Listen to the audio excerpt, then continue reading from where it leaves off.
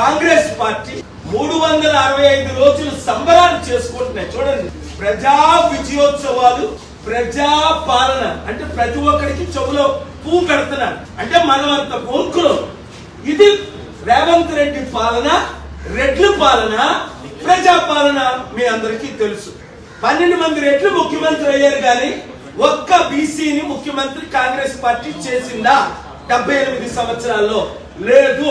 ఇచ్చిన 6 గ్యారెంటీలు ఒకటేనా నెరవేర్చారా? లేదు.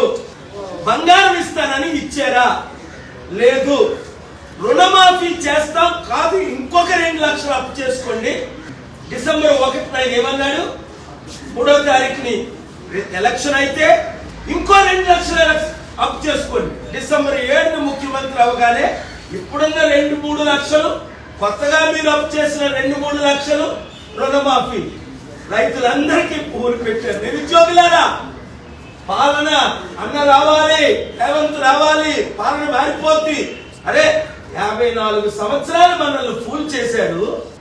ఇప్పుడు మరలా ఒక్క ఉద్యోగం ఇచ్చారా? గవర్నమెంట్ ఉద్యోగాలు 11,000 భర్తీ చేయడం అది వేరా.